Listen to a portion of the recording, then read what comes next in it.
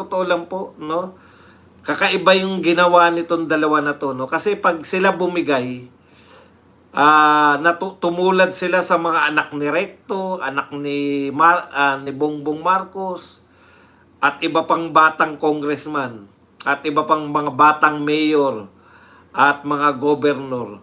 Wala na pong mangyayari sa Pilipinas eh. Hanggat may isa o dalawa na lumalaban sa korupsyon, may pag-asa po tayo bilang lahi. Lalong-lalo na po yan, mga next generation ng congressman na yan eh. Nagmula na po yung mga magulang nila, mga dati na pong mga mambabatas. Yung next generation sana, no, tumulad. Kaya lang, antindi po ng pinagdadaanan nila ngayon. Wala po akong makita na kanilang pinost sa social media o kanilang sinabi o impormasyon na nagmula sa kanila na maling-mali, no? In fact, ang nakikita natin sa mga ginagawa nila, pinupost nila, talagang nag-uudyok to ng na lumaban pa tayo. Kami nga mga bata pa lumalaban eh. Yun yung punto nila, no, na nakaka-inspire sa isang katulad ko na 56 anyos o 57 this year. Nakaka-inspire tong mga batang mambabatas na to na may pag-asa pa yung bayan natin, no, pag naririnig mo sila. Kaya lang, pag hinahadlangan po ng mga matatandang katulad ni Puno, katulad nila Anticler Castro, at ng media, grabe po yung batikos ng media sa dalawa na to. No? Grabe po. Okay. Sa totoo lang po, sige, isa-isahin po natin, no? Ito po si Kiko Barsaga, hindi po natinag kay Enrique Rason. Ngayon, ito baliktad eh. Di ba? Si Enrique Rason ang naghahanap bakit itong si Barsaga, mayaman ng pamilya nila, no? Alam niyo po, ako sa totoo lang, hindi po kasalanan ni Kiko Barsaga na ipinanganak siya na mayaman na yung pamilya. Kahit na, siguro kahit sino, no? Pinanganak ka man na, alimbawa lang ikaw ay anak ka ng mga big time criminals. Hindi mo naman kasalanan pinanganak ka, yan yung mga magulang mo. Sabi nga natin ang magulang po hindi po. Kaya nagtataka ko rito kay Enrique Rason, yung huling sinasabi na gusto nang paimbestigan kung bakit yumaman yung pamilya nito, no? Talagang tirang pikon eh. Ang point ko lang dyan, sabi mo nga, Mang Enrique Rason, Manrique Rason, pinakamayaman tao po sa Pilipinas yan. Sabi mo nga, hindi na dapat pinapatulan. Sa lahat po ng hindi pumatol, kayo po ang nagdemanda pa. Di ba? Iba po yung sinasabi nyo sa ginagawa eh. Hindi dapat patulan yan dahil hindi daw dapat yan sa House of Representatives si Kiko Barsaga. Mukhang dapat sa ibang institusyon. Ba't hindi mo pa idirekta? Bakit hindi mo pa sabing bagay siya sa mental? Yun naman yung gusto mong ipahiwatig eh. Na bagay si Kiko Barsaga sa mental. Pero hindi po siya inaatrasan eh. Ni Kiko Barsaga eh. Ang banta ni Kiko, siyempre marunong din yung bata eh, di ba?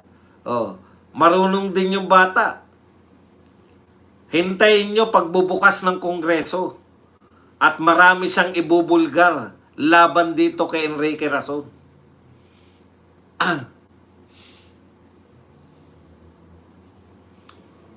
Okay, kung ano yan, siyempre maghihintay tayo. Alam po ninyo, may mga nagtataka, no? Kung talagang may ibubulgar sila, yung mga bata na yan, bakit tinatago pa, bakit hindi nilang ilantad? Hindi nyo po ba naintindihan? Nabuhay po sila sa panahon ng social media. No? Nabuhay po sila na sa panahon na hindi po uubra na isang beses ka lang mag-expose. Yan pong mga yan, parang mga vlogger din na inuunti-unti Alam niyo yun, inuunti-unti nila eh. Sanay po, katulad si Kiko Barsaga, sanay po mag-vlog yan. Kaya alam niya, paano mahook.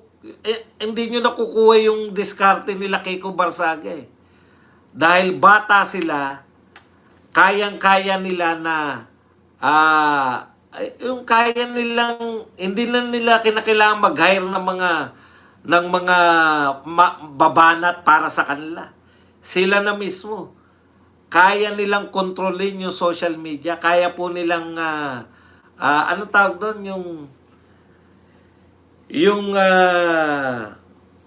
gamitin. Kaya nilang gamitin yung social media sa pabor sa kanila. Kasi Gen Z sila eh. Okay. Kaya yung sinasabi nyo po na bakit hindi pa niya ibulgar lahat ng nalalaman niya kay Rason ngayon na, bakit maghihintay pa ng February? Ganyan yan po eh. Di ba pinasasabi kayo para manatili yung init sa kanya. Hindi siya makalimutan, maya't maya. Kaya inaabangan natin bawat post niya. Inaabangan natin sa social media bawat post ni Kiko Barsaga. Hindi niya po tinutodo. Kaya katulad niyan, parang, di ba? Malapit na. May ibubulgar ako tungkol kay Rason.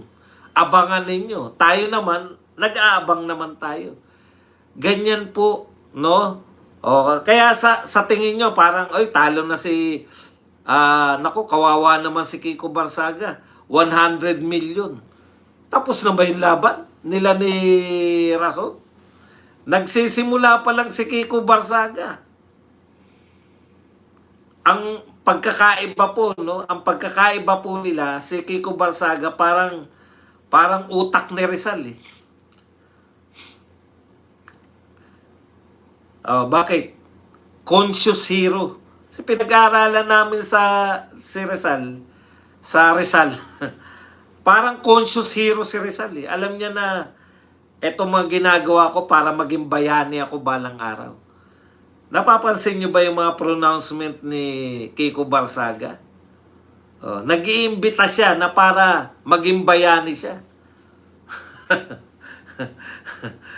Sangkatutak po yung mga pinopost niya.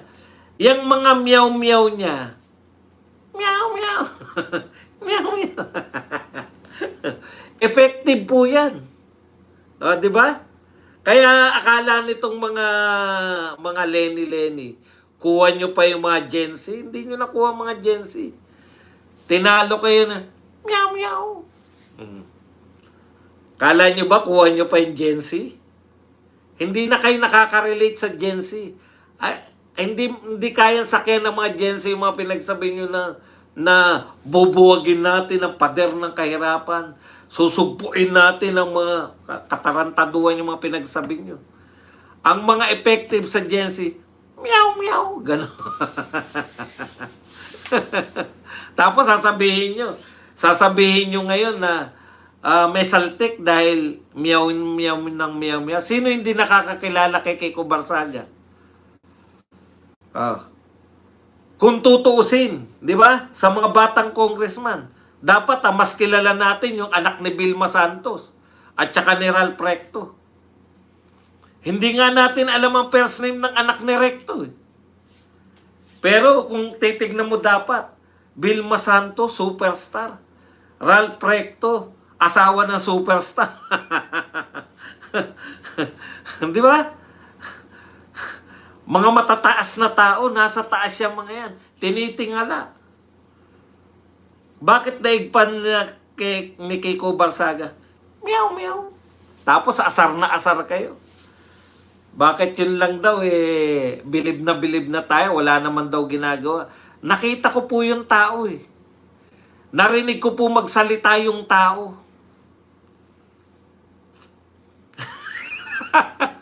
Umangal yung mga Noranyas. Hindi raw superstar.